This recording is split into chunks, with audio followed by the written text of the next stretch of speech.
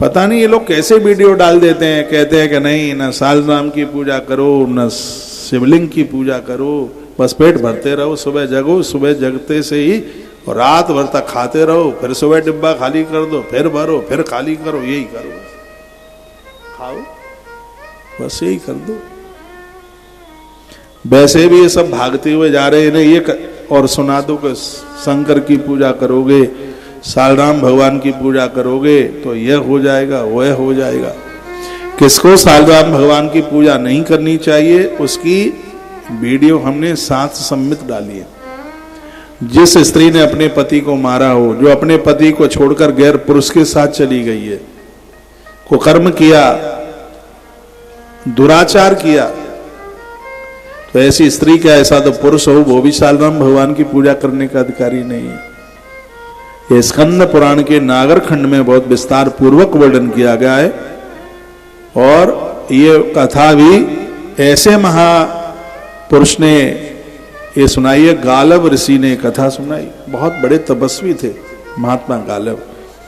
उनके सामने एक कनिष्ठ चौथे वर्ण के व्यक्ति ने प्रश्न किया था, क्या कनिष्ठ व्यक्ति छोटी जाति में उम्र जिसने उसमें जन्म लिया, क्या स्त्रियां, क्या ये भी सालराम भगवान की पूजा कर सकती हैं? क्योंकि ग्रंथों में विरोध किया गया। तब महात्मा गालव ने कथा सुनाई थी और बहुत प्रमाण दे देखे, मैं उन्हीं की तो भाषा यहां से बोल रहा हूं। उन्होंने कहा ऐसी कंडीशन में, ऐसी स्थिति में स्त्री पुरुष भगवान सालराम की पूजा नहीं कर सकते।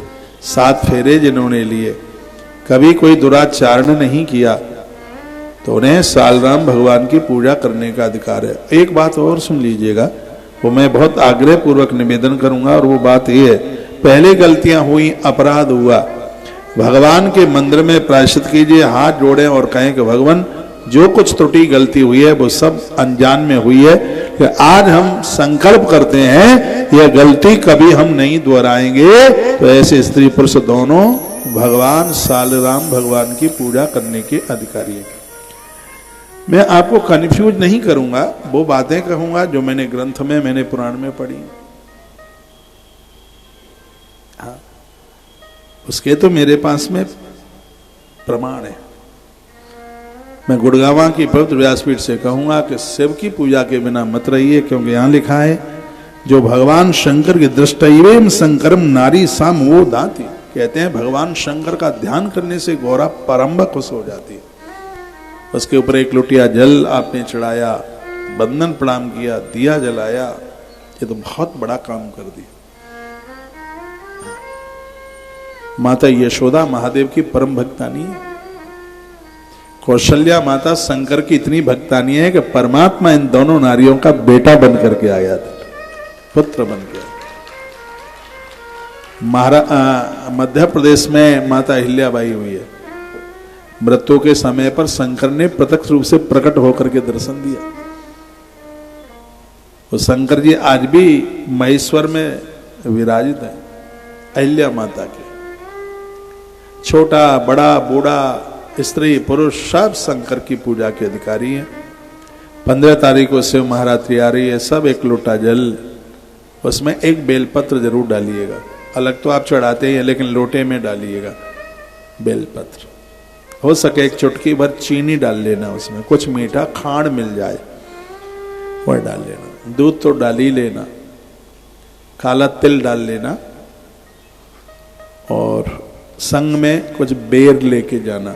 मैंने बोला एक दिन, तो फिर एक लोटा जल भगवान शंकर जी के ऊपर चढ़ाना। कनेर के फूल पीले वाले कहीं मिले वो चढ़ाना।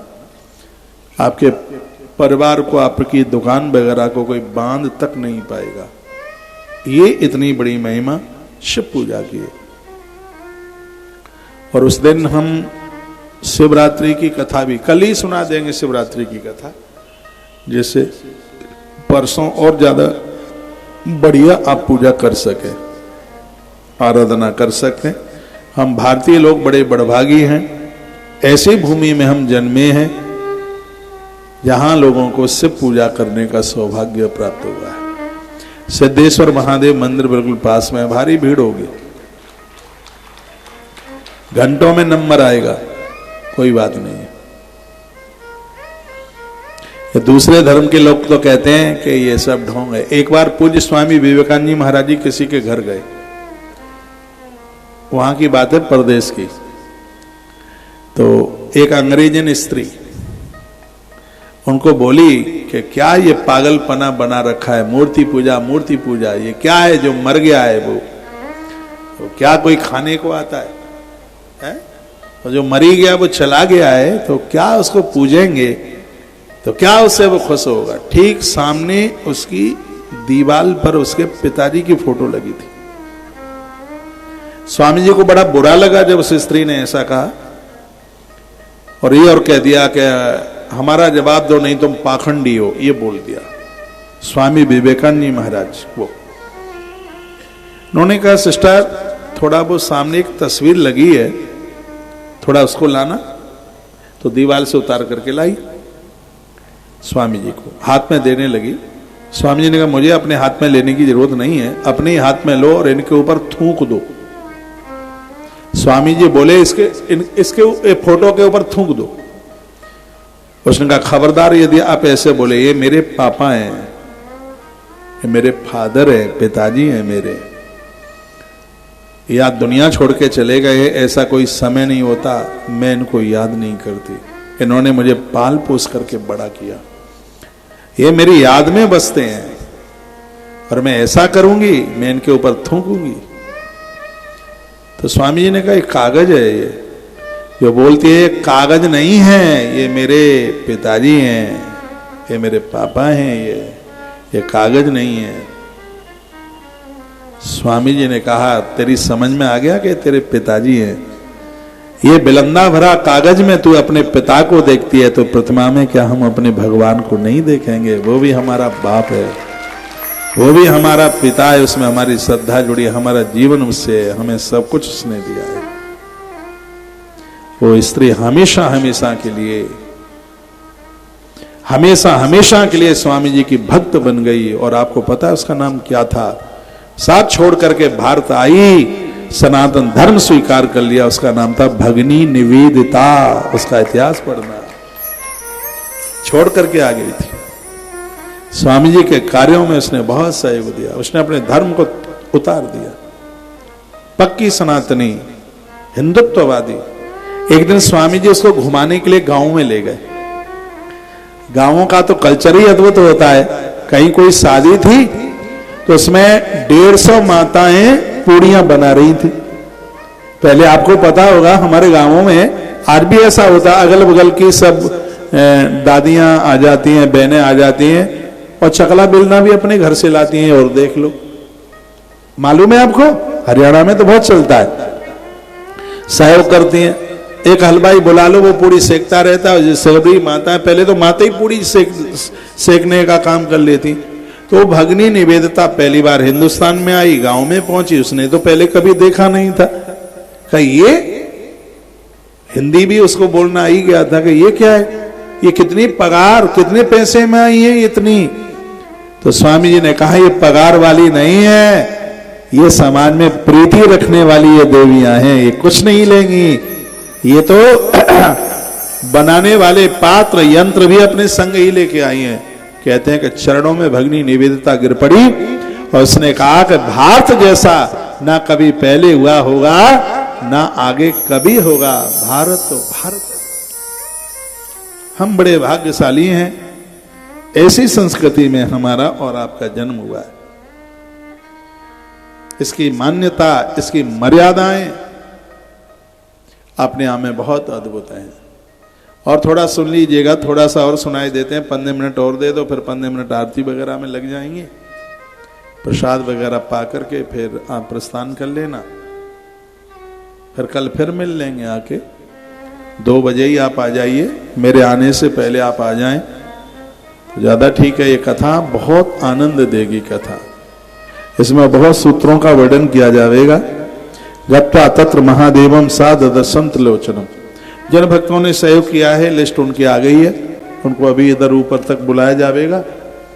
और जिनका नाम यहाँ से अनाउंस हो तो जरूर गौ माता का प्रसाद लेने के लिए आइएगा। इसमें हल्दी है शुद्ध देसी घी, और अब के बार तो हमने घी ऐसे बनाया 10,000 रुपया किलो भी नहीं मिलेगा। इसमें हमने बेलपत्र डाला है, इसमें हमने और भी कुछ चीज़ें डाली हैं। आप कुछ कम ज़्यादा ना डाल दें इसलिए उसका नाम मैं नहीं लूँगा। और यह घी नाक में डालना, नाभि में डालना, ये और उसको हल्दी के साथ मिला के भी लेना, ये बहुत ही ज़्यादा काम करेगा, बहुत ज़्यादा वैसे औषधि के रूप में मिलेगा ही नहीं कहीं। आचार्य जी ये तो जाने लगे, माइक ले लो, और इनका टाइम हो गया है, इनको दूर जाना है। एक बार जयकारा लगाइए, बोल बांके बिहारी लाल की जय हो, श्री हनुमान जी महाराज की जय हो, आज के आनंद की जय हो, जय जय श्री राम। राधेश्याम। थोड़ा सा 5 मिनट और कह लूं, मन नहीं मान रहा है, नहीं तो फिर आरती के बाद भी मैं 6:30 तक यहीं बैठा रहूंगा। मुझे तो 4 घंटा पूरा ही देना है। हाँ, भले ही दुनिया 1 घंटे की कथा करे, मैं तो जब तक कथा करूंगा, जब तक कभी तक, भले ही कल्चर 1 घंटे का आ जाए, लेकिन मैं तो जब तक कथा करूंगा तब तक 4 घंटा तो कम से कम व्यासपीठ को मुझे देना ही, इससे कम में बात नहीं बनेगी। तो थोड़ा सा और समय दे दीजिए। संध्या का काल है, प्रदोष का काल है, और आप जानते हैं प्रदोष तो महादेव का ही है। प्रदोष की महिमा बड़ी अद्भुत है। आज आपने एकादशी करी है, कल पारण करना। हमारी वीडियो अभी शाम को पहुंच जाएगी आपके पास कि पारण के टाइमिंग्स क्या हैं। जब आप पारण करते हैं तो अनजान में होने वाला जो अपराध है एकादशी में वो समाप्त हो जाता है। अपना व्रत पारण के साथ ही खोला करें। पारण में आंवला लिया जाता है, पारण में चावल लिए जाते हैं यदि आप प्रदोष का व्रत नहीं करते हैं तो, क्योंकि द्वादशी के दिन संपूर्ण पुण्य चावल में ही बैठे होते हैं। तुलसी पत्र, द्वादशी को तुलसी तोड़ी नहीं जाती, लेकिन 365 दिन तुलसी ली जाती है।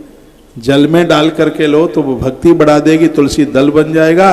और सूखी तुलसी लोगे तो महात्मा चरक कहते हैं वो बीमारी को खत्म कर देगी। तुलसी का तो बहुत बड़ा महात्म है। तो उसको जल में डाल करके, गंगा जल में डाल करके फिर उसका 3 बार आप आचमन कीजिएगा।